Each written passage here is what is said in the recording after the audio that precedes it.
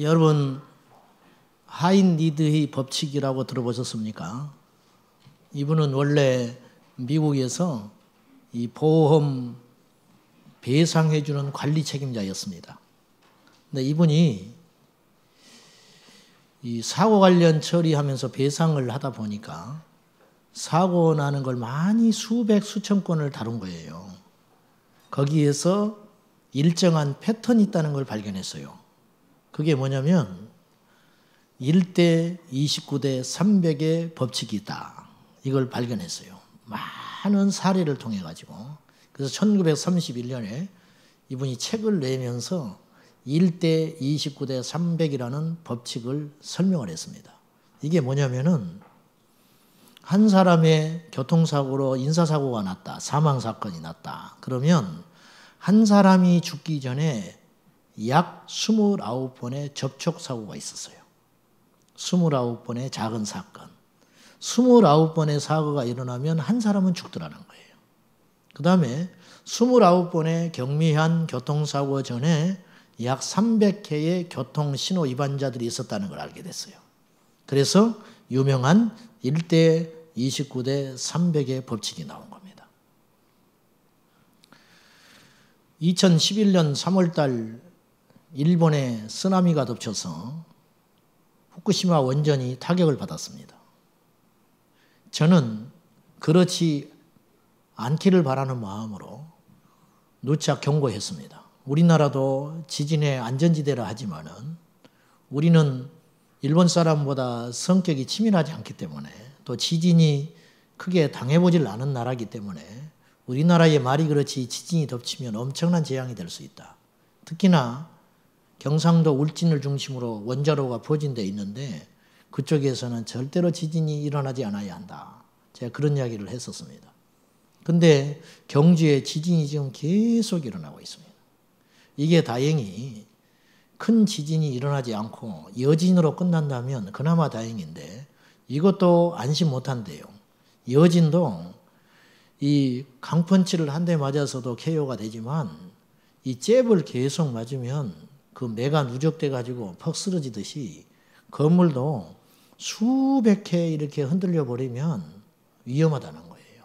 근데 이 문제는 이 여진이 지금 1년을 같이 6개월에 끝날지 계속 이런 일이 생기니까 이게 심각한 일이 문제라는 거죠. 저는 이것이 강력한 지진의 예우가 되지를 않고 그냥 끝내기를 바라는 마음이 간절하지만 이것이 한 번의 강력한 지진을 위한 29번, 300번의 여진이라면 얼마나 무서운 일인가 하는 걸 생각해 볼 수 있습니다. 여러분, 이제 우리나라도 지진의 안전지대가 아닙니다. 우리가 기도해야 됩니다. 기도해야 되는데 예수님의 초림에 관계되하여 구약 성경을 볼 때 1대 29, 300의 원칙이 어느 정도 맞다는 걸 제가 발견하게 됐어요. 자, 구약에서 예수님이 오신다 할 때는 특별한 경우를 빼놓고는 예수님의 초림에 대한 경고입니다. 초림. 신약은 다시 오신다 할 때는 100% 재림이지만은 구약은 주로 초림에 많이 맞춰져 있어요. 근데 예수님이 지금부터 2000년 전에 베들레헴 땅에 오시기 직전에 약 1대 29, 300의 원칙이 있었다는 거예요. 한 번 예수님께서 오시기 위하여 29번의 직접적인 거론이 있어요. 성경에는. 예를 들면 스가랴서 11장에 보면 예수님에 대하여 예측하기를 스가랴서는 예수님 오시기 전 480여 년 전에 기록된 책입니다. 거기에서 스가랴는 이런 예언을 합니다. 은 30에 팔리고 그 은 30으로 토기장이의 집 밭을 산다. 이런 엄청난 예언을 해놨어요. 여러분, 몇 년을 앞을 예측하는 것도 엄청난 일입니다. 근데 수백 년 전에 막연하게 어떤 사람이 태어날 거다, 어떤 나라에 이런 현상이 일어날 거다, 이것도 엄청난 일인데 액수까지 정확히 지정하여 예수님이 베들레헴에 태어날 것도 예언을 했고 예수님께서 30에 팔릴 것도 예언을 했고 그 팔린 값으로 어떻게 토기장이의 집 밭을 살 것을 예측할 수 있냐고 말이에요. 정확히 510여 년 후 마태복음 27장에서 토기장의 집을 밭을 사가지고 이 밭으로 오늘날로 따지면 노숙자의 나그네의 무덤을 만듭니다. 이게 성경 마태복음 27장에 나와 있어요. 저는 이런 현상들을 29회의 직접적 예언이라고 봅니다. 그런 300회 예언은 이런 것들이에요. 출애굽기에 보면 하나님께 제물을 드릴 때 양의 발을 꺾지 않고 드렸다. 예수님이 십자가에 달릴 때 꺾이지 않았거든요. 십자가에 달리면 제수들이 오랫동안 생존하는 사람이 있어요. 생명이 긴 사람. 그런 사람들은 보초가 지키기 힘드니까 이 숨통을 끊어버리기 위해서 발목을 꺾어버립니다. 발목을 망치로 부서뜨려 버리면 횡격막이 막혀가지고 이렇게 축 처져 있다가 숨쉬기 위해서 올라가거든요. 올라칠 힘이 없기 때문에 질식사를 시키는 거예요. 근데 예수님은 십자가에 달리시기 전에 모진 고문과 매를 너무 많이 흘렸기 때문에 맞았기 때문에 발목을 꺾으려고 했더니 이미 운명하셨어요. 그래서 예수님의 몸은 온전했어요. 근데 다른 제수들은 그런 일을 한단 말이죠. 이거는 직접적인 예언은 아니고 조금 자세히 봐야 하는 예언이므로 300회 예언에 들어갈 수 있다는 것이죠. 예수님이 다시 오신다. 신약에 예언을 했습니다. 자, 주님의 초림이 있을 것이라고 구약 선지자들이 누차 이야기했지만 정작 주님께서 자기 땅에 오매 영접지 않았다. 사람들이 잠자고 있었어요. 몰랐습니다. 그렇듯이 지금 신약을 사는 우리들은 예수님이 다시 오신다는 예언을 수없이 설교를 듣고 성경을 보고 그렇게 하면서도 우리가 어쩌면 준비를 못하고 있는지도 몰라요. 신약에 우리 인류 역사상 제일 큰 사건, 마지막으로 하나 남아있는 성취될 예언의 사건이 있는데 예수 그리스도의 재림. 이 한 번의 재림을 위해서 29번의 직접적인 예언과 300회의 간접적인 예언이 있을 수 있을 거라는 거예요. 이게 수에 매일 필요는 없지만 제가 여러분에게 전달하고 하려고 하는 메시지가 무슨 의미인지는 여러분이 알고 있을 거라 생각하고요. 예를 들면 적그리스도가 출현한다. 예수님도 예언을 했고 요한계시록에도 등장하지 않습니까? 뱀, 옛 용, 뱀, 옛뱀, 짐승의 이 권세를 가진 자가 이 세상을 어쨌든 통치할 거란 말이죠. 이건 29회의 예언에 들어간다고 볼 수 있어요. 예수님이 성전에 임하시니까 다시 오실 주님이 예루살렘의 성전이 회복이 돼야 되는 거예요. 이걸 제3성전이라고 하지 않습니까? 이거는 29회에 들어가겠지요. 그리고 짐승의 표 666. 여러분 반모섬에서 지금부터 약 2000년 전에 사도 요한이 이 환상을 보고 계시를 기록을 했는데 어떻게 이런 예측이 가능하냐고 말이에요. 표를 받지 않으면 매매가 불가능하다? 이런 예측을 어떻게 할 수 있죠? 이거는 29번의 직접적인 예언에 들어갈 수 있어요. 근데 이제 지진이 일어난다. 나라와 나라가 전쟁이 일어난다. 기후가 나빠진다. 사람들이 강팍해져서 서로를 고발하고 서로 어떤 위아래가 무너져버리고 부모가 자식이 부모를 대적하는 이런 일들이 일어난다. 이런 흉흉한 일들이 일어난다. 이것은 일반적 예언이죠. 그러므로 이것은 300회에 들어가는 것이죠. 300회. 귀 있는 자는 깨달아야 할 것입니다. 노아의 홍수 사건도 마찬가지예요. 한 번의 홍수 사건이 있기 위해서 29번의 직접적인 예측이 있었을 것이고 수없는 300회가 넘는 하나님의 경고가 있었을 거예요. 우리 하나님이 하시는 일의 패턴이 계시는데 하나님은 절대로 비밀리 일을 행하지 않으셨어요. 보시라고요. 하나님께서 구약과 신약에 일하시는 걸 보면 메시아도 오신다고 계속 경고하셨고 그 다음에 소돔과 고모라도 멸망시킬 때도 멸망이 목적이 아니기 때문에 하나님은 우리가 자식한테 자꾸 경고하잖아요. 너 그러면 맞는다. 경고해요. 어느 날 집에 들어왔는데 몽둥이질하는 부모는 없어요. 너 한 번만 더 그러면 혼나.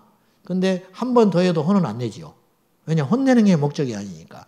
그 다음에 또 잘못하면 너 다음에 그러면 안 돼. 엄청난 어떤 기회를 주세요. 왜? 사랑하니까.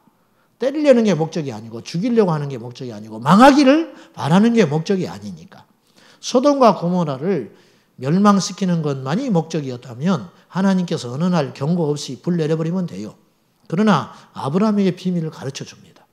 내 종 아브라함에게 어찌 숨기겠느냐? 그래서 아브라함으로 하여금 이것이 증거되게 하는 거예요. 하나님이 하시는 일은 그거예요. 니느웨를 멸망하고 심판하는 것이 하나님의 뜻이라면 뭐하러 요나를 보냅니까? 요나를 보내가지고 그들을 구원케 하려는 것이 하나님의 뜻이라는 거예요. 지금도 마찬가지예요. 어리석은 부자가 지옥에 갔습니다. 부자가 들어가서 보니까 지옥에 들어가서 떨어지고 보니까 너무너무 무서운 것이거든. 그래서 자기는 이미 끝났고 자기 형제 다섯이 걱정이 돼서 아브라함에게 청합니다. 아브라함이요, 내 형제 다섯이 있는데 그들을 죽었다 나사로를 살리셔가지고 나사로가 죽었다 살아나서 가서 말을 하면 믿을 것 같으니까, 어지간한 사람은 보내서 못 믿으니까 죽었던 사람이 살아나서 지옥이 있더라 그러면 믿을 거 아니에요. 그러니까 나사로를 보내가지고 내 형제 다섯이 이곳에 오지 않게 해주시오 부탁할 때 아브라함이 딱 잘라버립니다. 안 된다. 그곳에도 모세를 비롯한 선지자가 있으니 그들을 통하여 복음을 들을 수 있다. 그들의 말을 듣고도 회개치 아니하면 죽었다 깨어나서 이야기를 해도 안 돌아올 거다. 너무 직접적인 이야기라 여러분이 불쾌하게 생각하실지 모르겠는데 이해하고 들으십시오. 여러분 중에 죽었다 일어난 사람이 복음을 전해도 못 믿을 사람이 있습니다. 있어요. 여기서 안진병이를 계속 일으켜도 여러분이 안 믿을 사람이 있습니다. 아니, 제3자가 아닌 내가 병들어서 죽게 됐는데 내가 병이 나도 그 사람 예수 안 믿을 사람이 있습니다. 이것이 보고도 믿지 않는 사람이죠. 복은 무엇이냐? 보지 않는데 믿는 사람이죠. 귀 있는 자는 들으라. 눈을 뜨고 보라. 너는 보는 거로 믿느냐? 도마에게 그랬어요, 주님이. 보지 않고 믿는 자가 복되다. 보고도 못 믿어요. 보고도. 이게 심판이죠. 자, 노아의 홍수는 사실인가? 성경이 사실이라면 우리는 심각해지는 것이죠. 여러분이요, 성경이 거짓이라면 저는 목회 안 합니다. 이 세상이 전부라면 난 이렇게 안 삽니다. 내 본능적으로 삽니다. 그러나 죽은 다음에 세상이 있고 천국이 있고 예수 그리스도의 다시 오심이 확실하고 성경에 기록된 모든 사건들이 우리가 이해가 안 돼서 그렇지 사실이라면 우리의 삶은 이렇게 살면 안 됩니다. 주보를 보시기 바랍니다. 주보 안쪽에 노아의 방주는 사실인가? 제가 어떤 이론 그런 걸 보지 않았고요. 성경에서만 제가 이제 찾아봤어요. 자, 노아의 방주의 사건이 사실일 수 있는 이유, 첫째, 과학적인 크기 때문에 그래요. 노아의 방주는 길이가 135m요. 넓이는 22.5m요. 높이는 13.5m인데 이 규격이 21세기 선박공학이 발전할 때 발견을 했는데 이 10대 6대 1 이 비율이 가장 완벽한 선박 구조라는 거예요. 고대 근동에도 이 홍수의 설화들이 돌아다녔어요. 길가메시, 서사시 이런 거.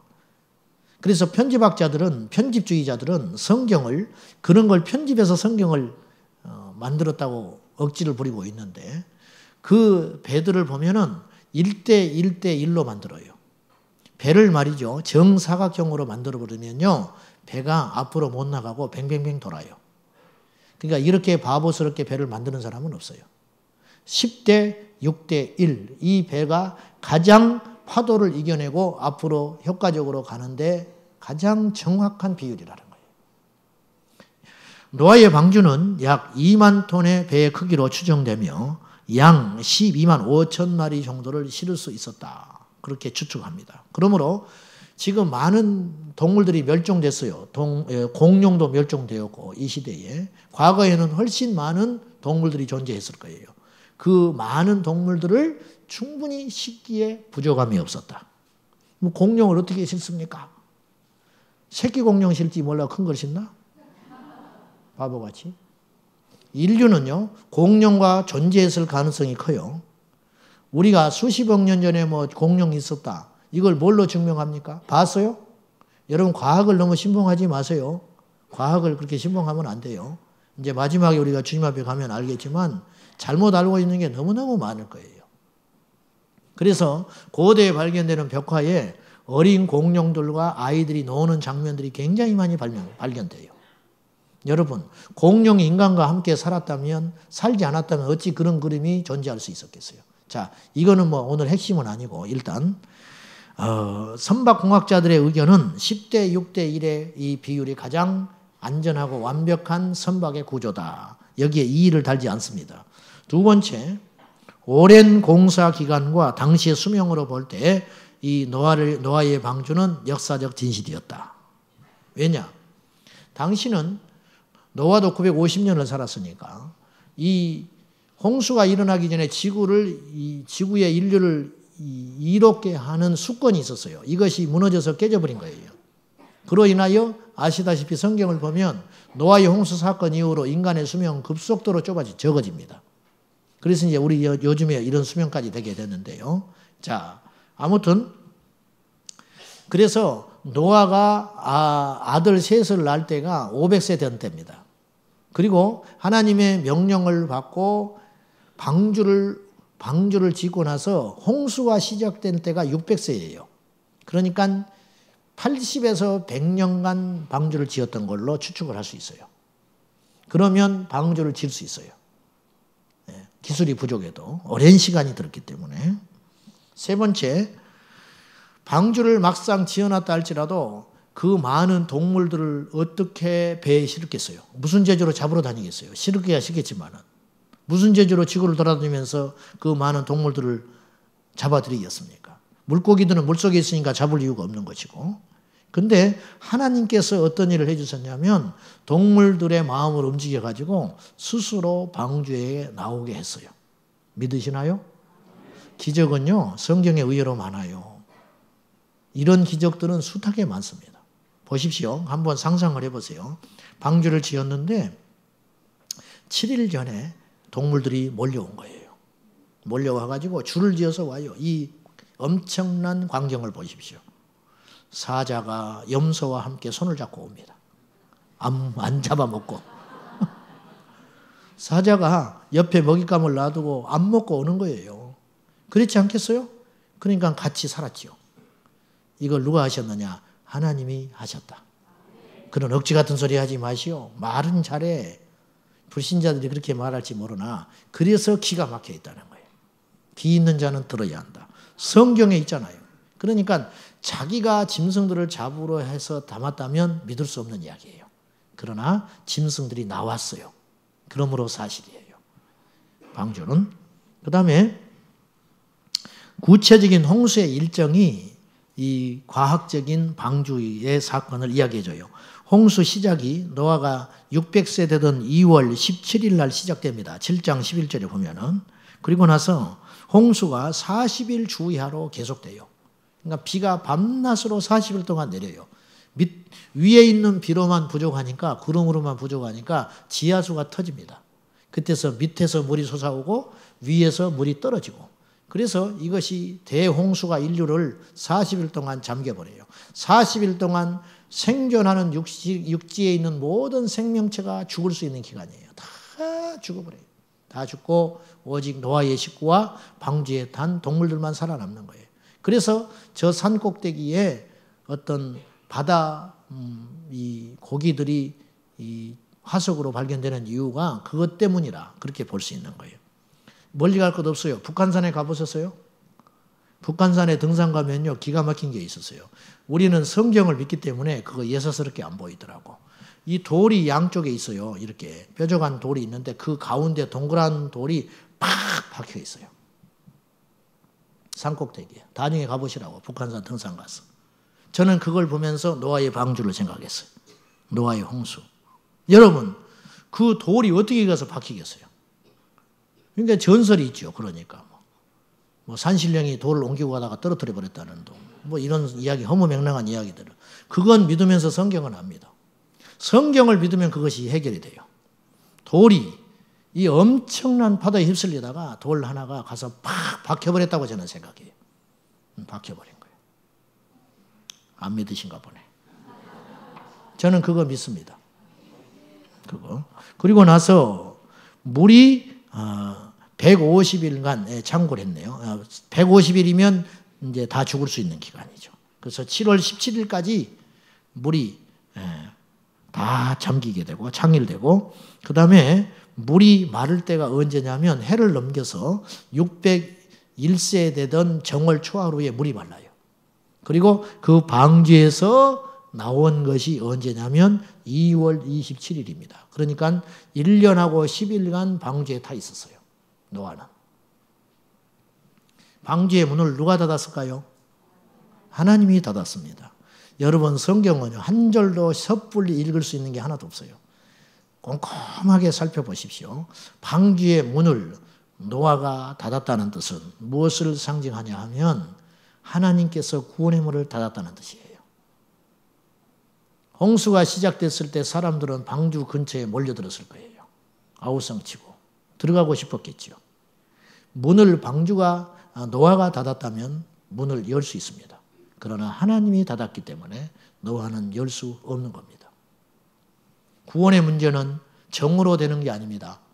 구원의 문제는 사사로이 되는 게 아닙니다. 구원의 문제는 하나님이 기준으로 삼는 것이에요. 이걸 말하는 거예요. 하나님께서 노아에게 방주를 지으라 그렇게 명령을 하셨는데, 이 명령은 아무에게나 내린 명령이 아니에요. 노아에게만 내렸어요. 그 노아에게는 왜 이 명령이 들렸을까요? 이유는 한 가지. 노아가 의인이었기 때문입니다.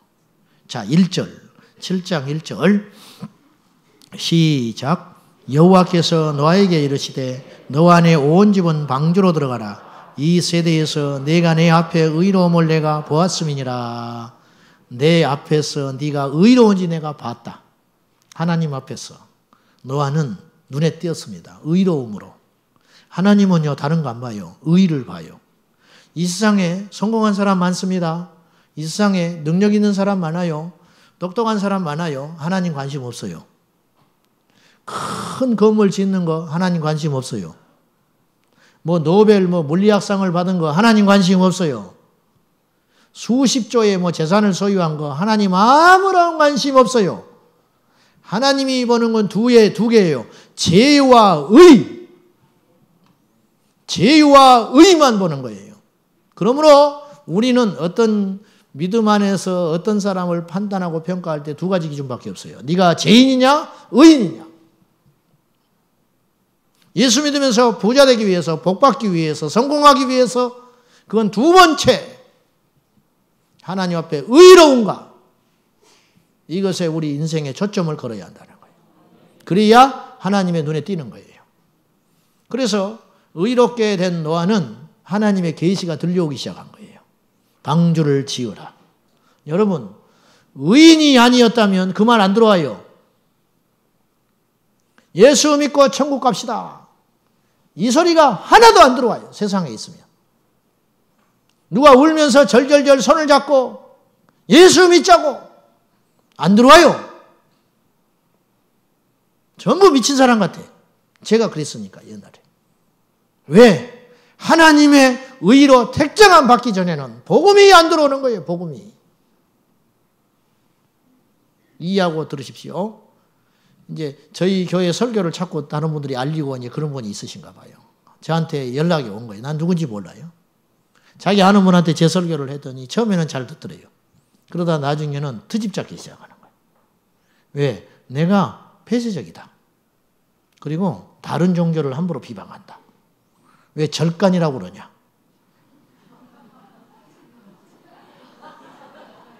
내가 절간이라고 그랬대요. 앞으로는 사찰이라고 하겠습니다. 앞으로는. 저도 좀 고상하게.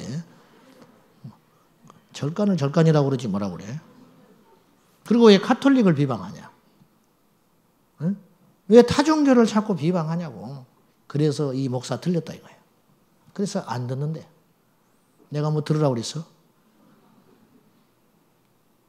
몸뚱아리를 봐야지요.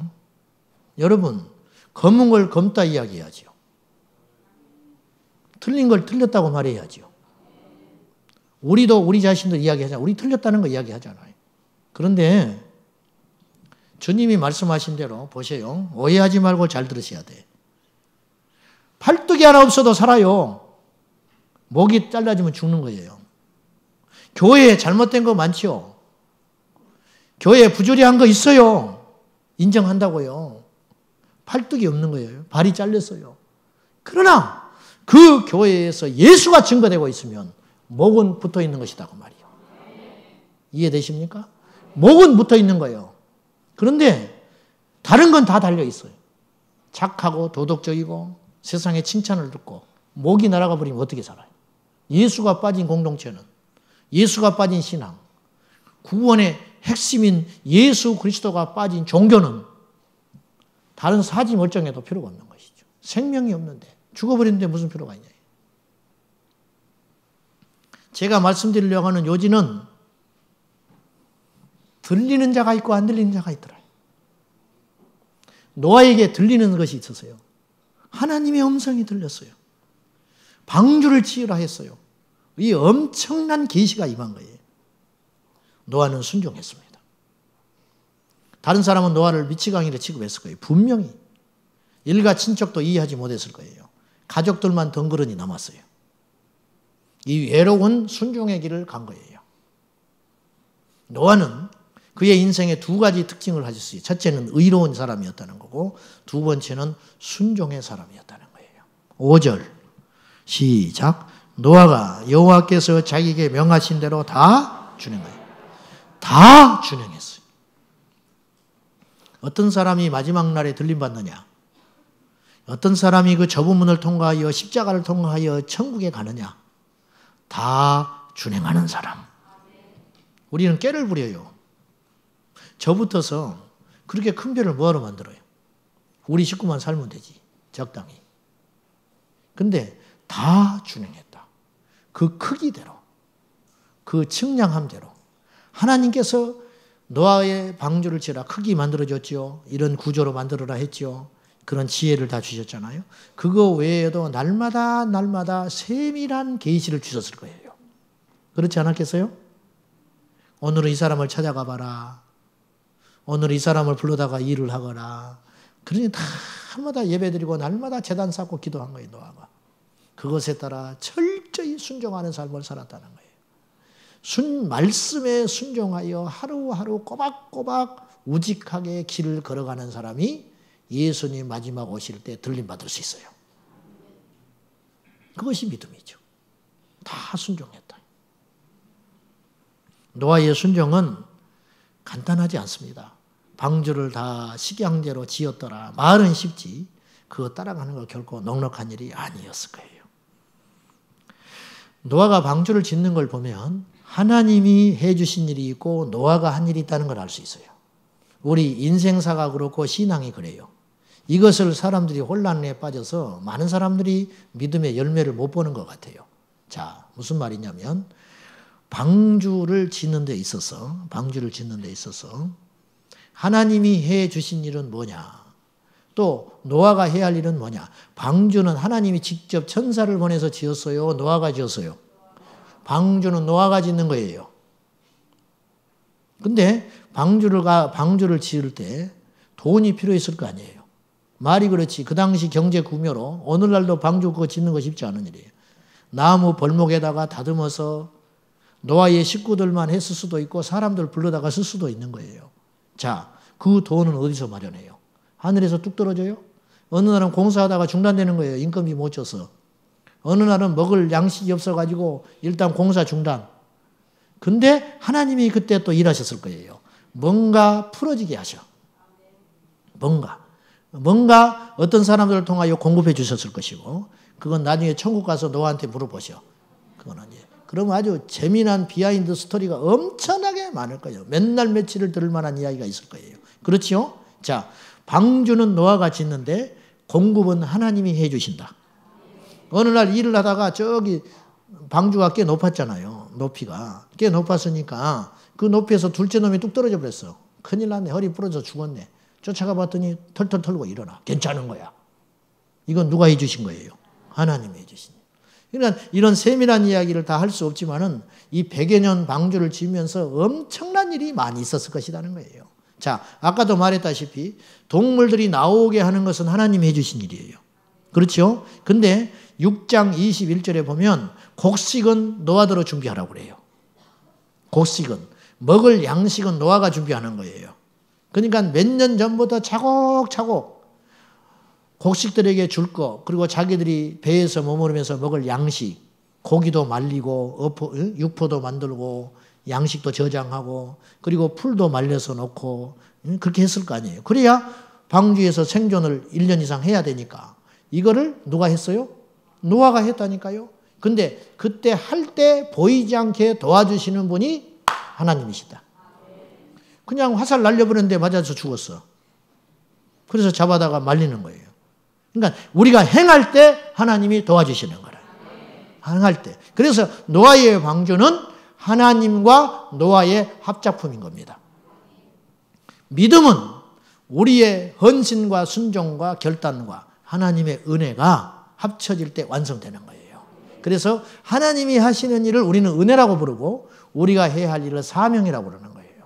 사명과 은혜가 결합될 때 우리는 거듭나게 되는 것이고 신앙이 완성돼 가는 것이에요. 천국은 그자가 가는 것입니다. 천국은.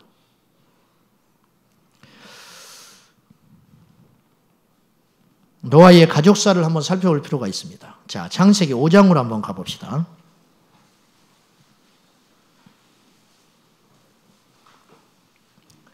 성경에는 족보 이야기들이 나오는데 족보가 복잡하기 때문에 그냥 지나치는데 의외로 족보는 숨어있는 엄청난 비밀들이 많습니다. 첫째로 족보는 역사적 사실이라는 걸 의미하고, 그래서 노아의 족보, 그 다음에 아담의 족보 이야기가 5장에 나오고요. 그 다음에 바벨탑 이후로 또 족보 이야기가 나오고요. 그 다음에 역대 왕들의 족보 이야기들이 나오고요.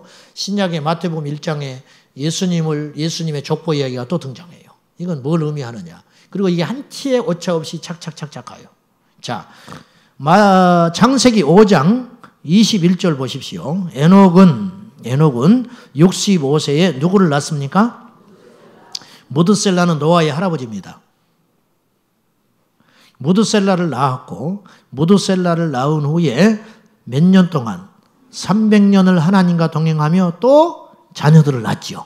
근데 다른 이름들은 거론되지 않아요. 왜 거론되지 않았냐면 믿음의 계보만 대표적인 한 사람을 기록한 거예요.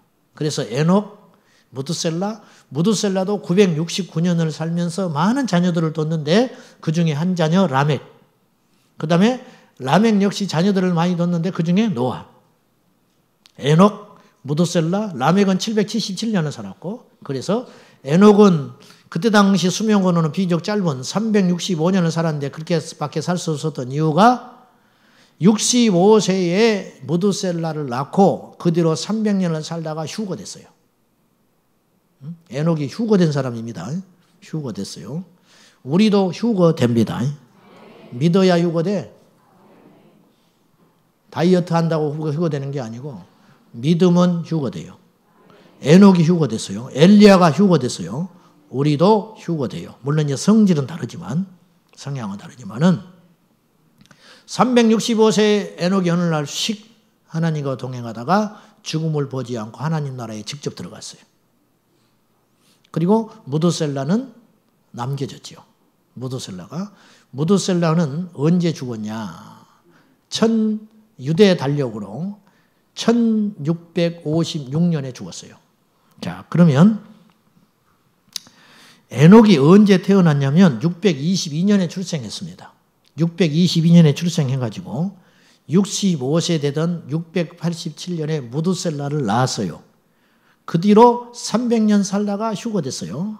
그러면 무드셀라는 969세를 살았는데 687년에 태어나서 969세를 되는 해가 언제냐면 1656년 홍수 나던 해.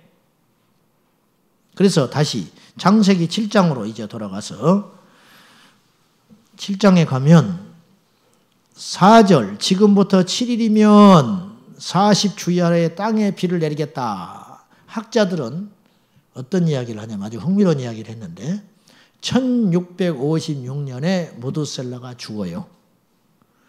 죽는 해에 홍수가 있었어요. 예? 아시죠? 1656년에 홍수가 일어난다고요. 그 해에 무드셀라가 죽었는데 여기서 7일 후에 비가 내린다고 그러죠. 무드셀라가 죽고 난 후 7일 후에 홍수가 시작됐어요. 그러니까 7일간 장사 치를 수 있는 시간을 줬다. 이렇게까지 이야기하는 사람이 있어요. 자, 다시 이제 중요한 건 에녹과 무드셀라인데, 에녹이 무드셀라를 낳았고 무드셀라는 라멕을 낳았고 라멕은 노아를 낳았어요. 라멕은 777세에 죽었기 때문에 1651년에 홍수를 보지 않고 죽습니다. 라멕은. 그러니까 저는 이제 이런 의문점이 하나 있었어요.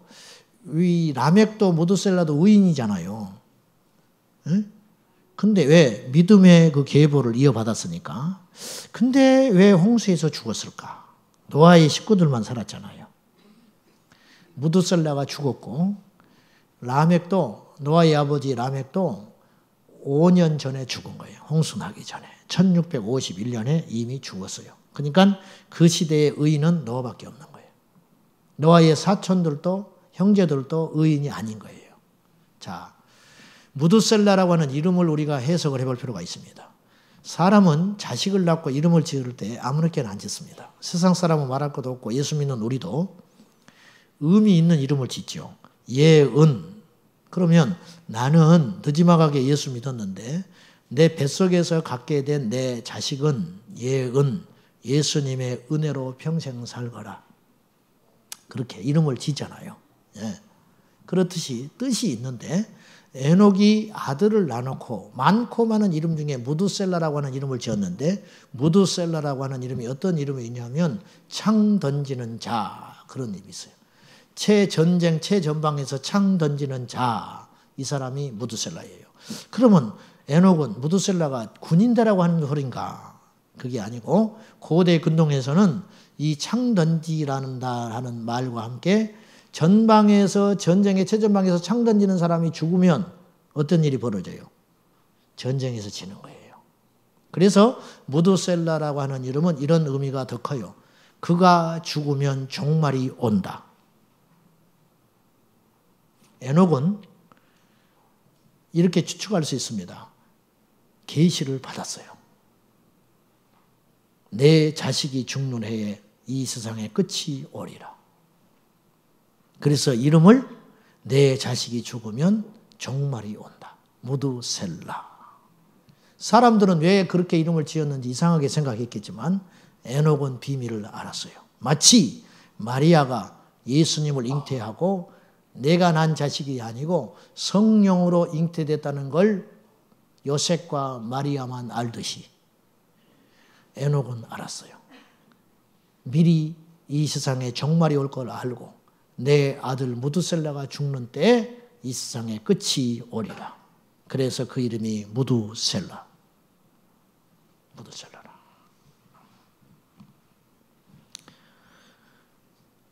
(100년을) 가까이 홍수를 방주를 지었지만 한 사람도 구원받지 못했습니다.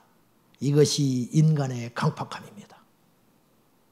오늘 우리 교단이 대한예수교 장로의 통합 측 우리 교단이 우리나라에 8,800개 정도의 교회가 있습니다.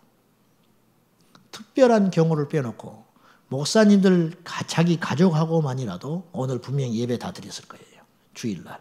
8,800개 교회에서 우리 교단의 교회에서 예배 드렸는데 그 교회에서 예배 드리고 쏟아져 나오는 사람이 오늘만 수십만 명일 거예요. 그 중에 오늘 수십만 명의 예배 드리는 그 사람들 중에 진짜 오늘, 이제 그 전에 말고 오늘 복음을 깨닫고 회개하고 예수 그리스도의 다시 오신 재림을 준비하기로 결단하는 사람은 얼마나 되겠습니까? 오늘 또 거저 가시겠습니까? 오늘 또 세상의 일에 휘말려서 우선순위를 하나님께 두지 못하고 세상에 분주하고 성공하고 출세하고 먹고 사는 그것에 급급하여 그 가치관을 포기하지 못한 채 교회만 왔다 갔다 하시겠습니까? 언제까지? 10년 후에 뭐가 달라집니까? 고난이 온다고 뭐가 달라집니까? 귀가 열려야, 복음을 받아들여야, 회개해야 거듭나게 되는 것이죠. 이것이 안 되고는 자신들 눈앞에서 예수님이 걸어서 복음을 전하고 다녔지만은 멸망길로 갔던 바리새인과 무슨 차이가 있냐 이거예요. 제일 지옥에 가서 땅을 칠 자가 누구냐? 가룟 유다. 땅을 칠 자가 누구냐? 부자 청년. 근심하여 돌아갔잖아요. 못 버리고.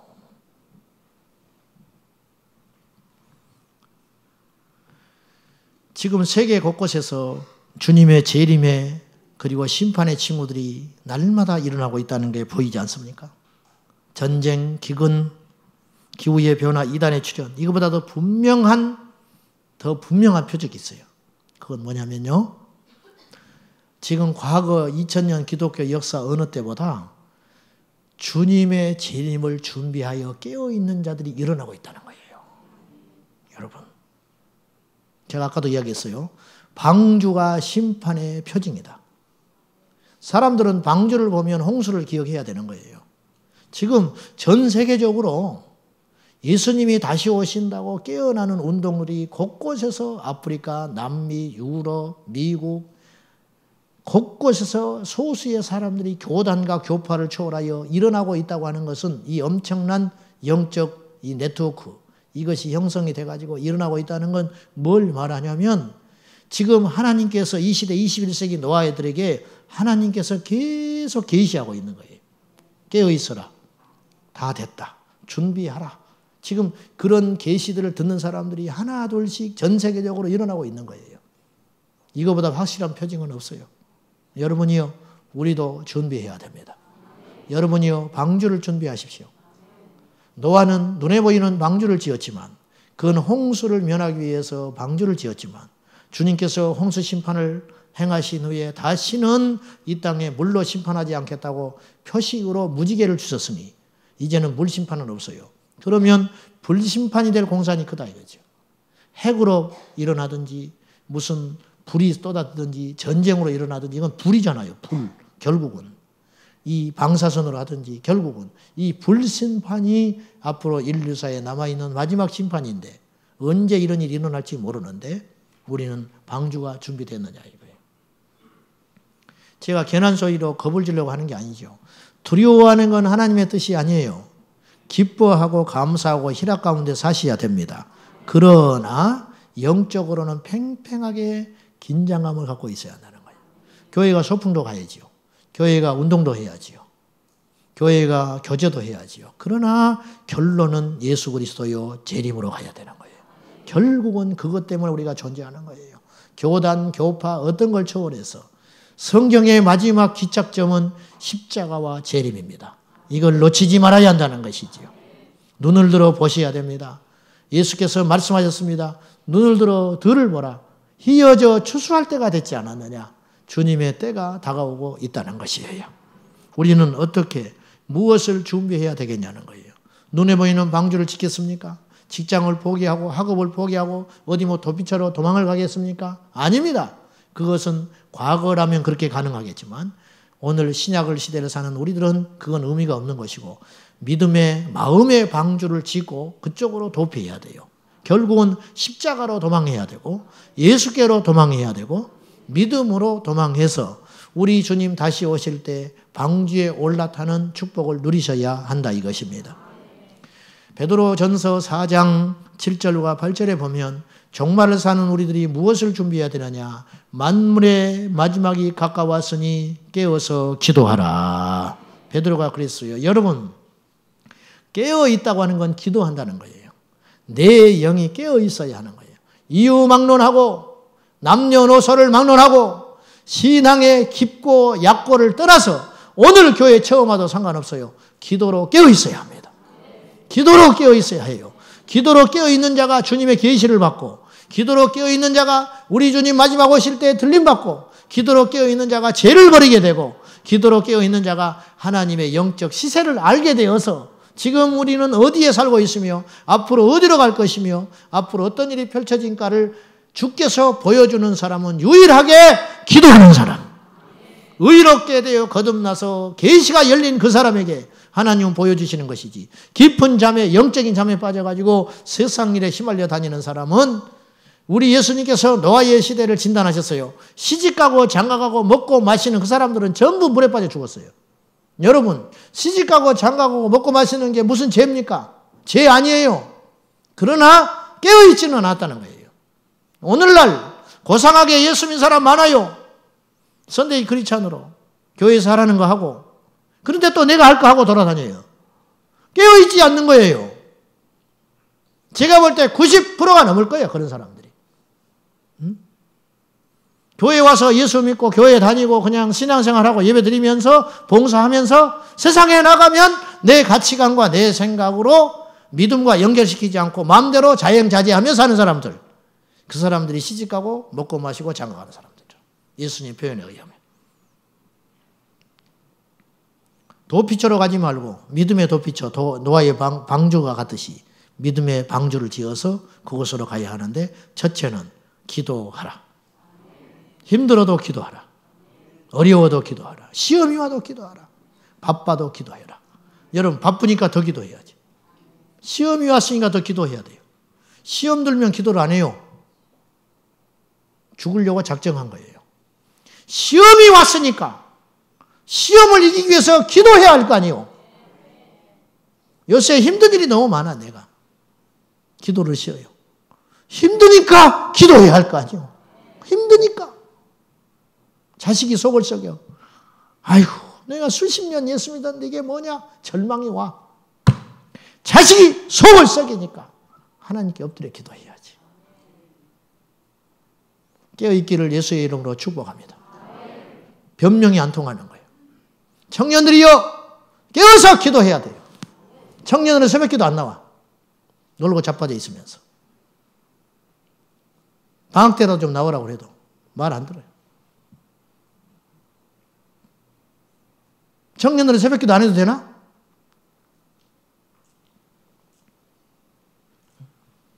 일주일에 한 번 와서 잠깐 말씀 듣는 걸로 어떻게 세상을 이깁니까? 나는 여러분의 믿음이 너무 좋은 것 같아. 어떻게 이겨, 세상을?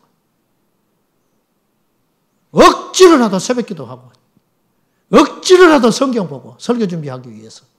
그런 저도 퍽퍽퍽 쓰러지는데, 수동적으로 앉아있는 여러분이 어떻게 세상을 이겨요?